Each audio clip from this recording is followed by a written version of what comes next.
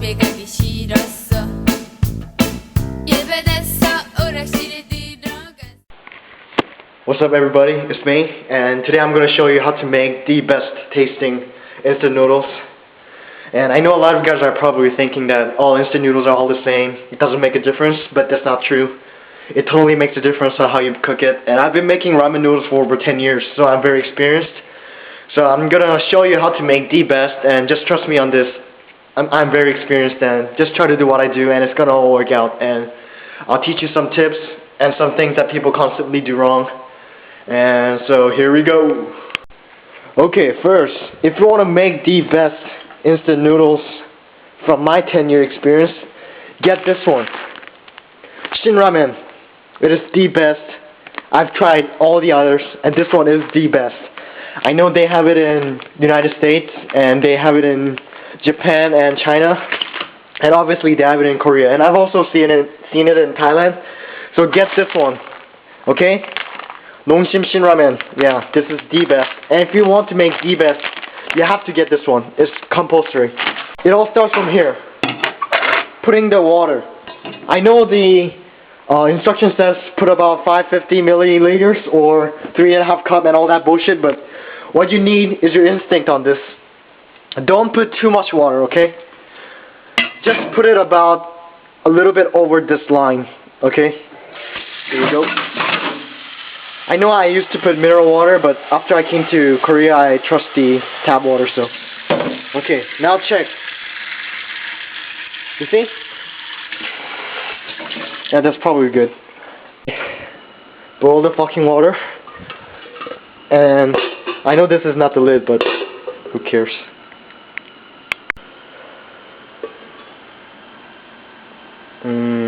Alright, that's kind of boiling, so that's good to go.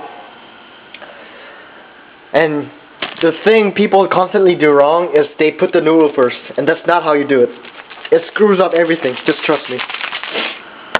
I'm gonna put the flavoring first, and you don't put all of the flavoring. I put it until the color of the water stops changing. You see? It's changing, it's changing, it's changing. And from here, no matter how more I put, it's gonna be excess, and it doesn't change. So that's enough of the flavoring I need. Toss this, and you put the rest of it inside. This shit in, and put the noodle in. And some people, I know a lot of friends who, when they're making more than one ramen noodle, suppose they say they're making 3, they'll put 3 flavoring packets into the ramen. And that's not how you do it, because you're putting the flavoring proportional to the water, not to the ramen. You know what I'm saying? So just put it until the color of the water stops changing. And I'm gonna put it in there for about 1 minute 30 seconds to 2 minutes. I know the instruction says 4 minutes, but that's bullshit. You don't want to overcook the noodles. That's the worst thing you can do to a ramen. It's better to undercook it than overcook it, because overcooking it makes the noodle lose its flexibility and elasticability, per se. So you want to a little bit undercook this, because by the time you put it onto a bowl, it's gonna cook it even further. So don't overcook this, trust me. That's the most important thing here, is to have the noodle very flexible and give it a little chewable taste, you know what I'm saying?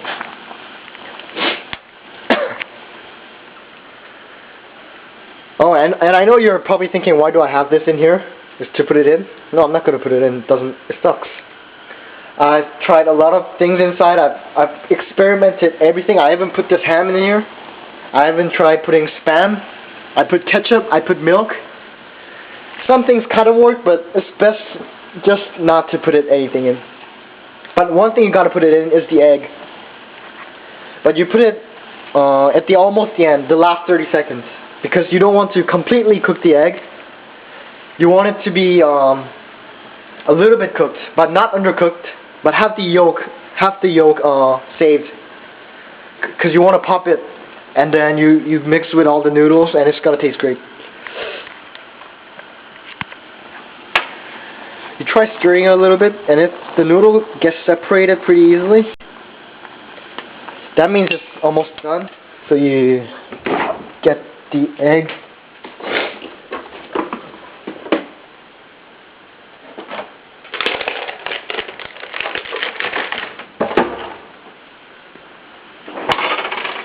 And prepare a bowl.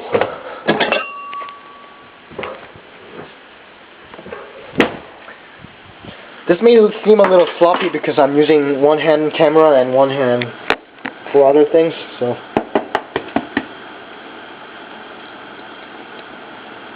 Put that egg in.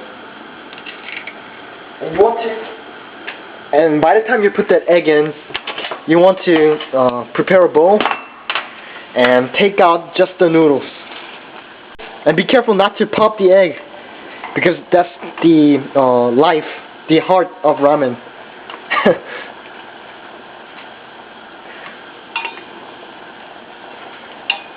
One time I tried eating nothing but ramen for 5 days. I almost died from malnutrition.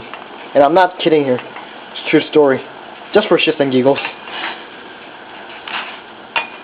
Okay, by the time you put all the noodles into a bowl, the egg is cooked. So take out that egg.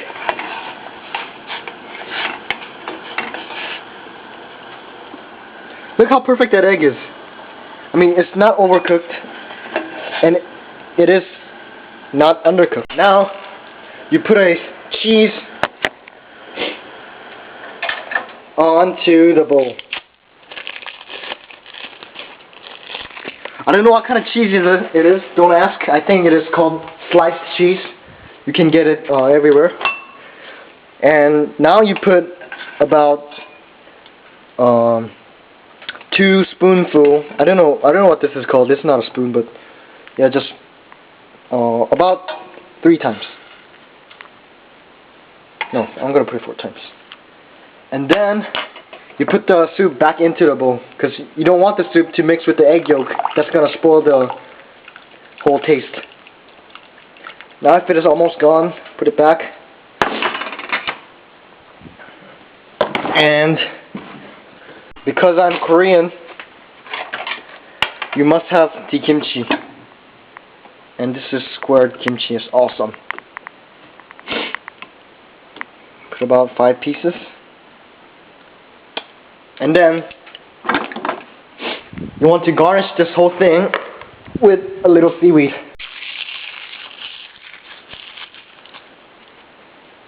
And here's the best part, is the popping the egg yolk.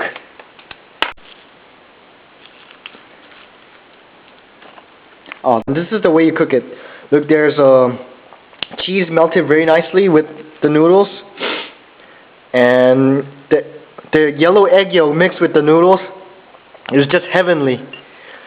Just try it, and if you don't think you can do it, you can come over to mine. I'll make it for you. Just try to do what I do. And if you think the noodle is too tight, then you could add some more soup to it, but it's up to you. Oh, and feel free to dislike the video and hate on me or trash talk, but just keep it clean. Shit, that didn't make any sense. Anyway, just shut up, man.